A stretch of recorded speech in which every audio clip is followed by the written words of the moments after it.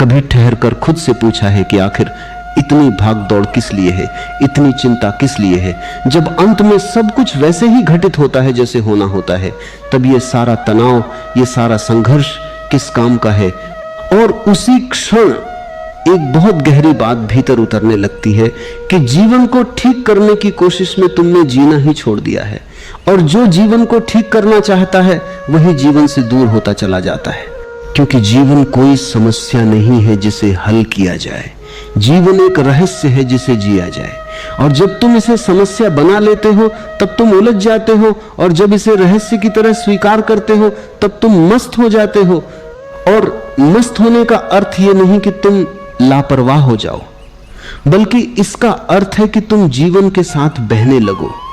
जैसे नदी बहती है बिना किसी प्रतिरोध के, बिना किसी शिकायत के, बिना किसी योजना के, और उसी बहाव में उसका सौंदर्य है, उसकी ताजगी है, उसकी जीवंतता है। मन हमेशा ठीक करना चाहता है, सुधारना चाहता है, बदलना चाहता है, क्योंकि मन को अधूरापन पसंद नहीं, उसे हर चीज पूरी चाहिए, निश्चित चाहिए, सुरक्षित चाहिए।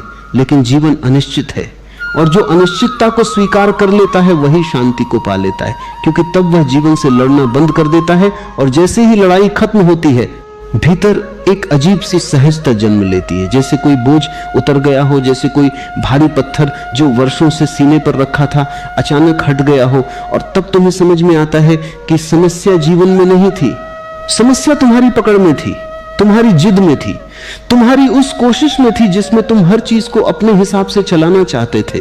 मस्त रहना एक कला है, और यह कला तब आती है जब तुम धीरे धीरे अपने भीतर उतरते हो, जब तुम अपने विचारों को देखना शुरू करते हो, जब तुम यह समझने लगते हो कि तुम विचार नहीं हो, तुम उनसे अलग हो, तुम साक्षी हो। और जब यह साक्षी भाव जागता है तब विचार तुम्हें परेशान नहीं करते, वे आते हैं और चले जाते हैं, जैसे आकाश में बादल आते हैं और गुजर जाते हैं।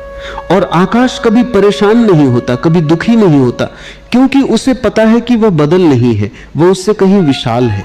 और उसी तरह जब तुम ये पहचान लेते हो कि तुम मन नहीं हो, तुम उससे कहीं अधिक गहरे हो, तब जीवन अपने आप हल्का हो जाता है। तुमने शायद ध्यान दिया होगा कि जितना तुम चीजों को पकड़ने की कोशिश करते हो वे उतनी ही फिसलती जाती हैं, और जितना तुम छोड़ देते हो वे अपने आप तुम्हारे पास आने लगती हैं। यह जीवन का एक अद्भुत नियम है, जिसे समझने के लिए तुम्हें बुद्धिमान होने की जरूरत नहीं, बल्कि सरल होने की जरूरत है। क्योंकि जटिलता मन की उपज है और सरलता चेतना का स्वभाव है। और जब तुम सरल हो जाते हो तब तुम मस्त हो जाते हो, क्योंकि तब तुम जीवन से उम्मीदें नहीं रखते, तुम उसे वैसे ही स्वीकार करते हो जैसा वह है।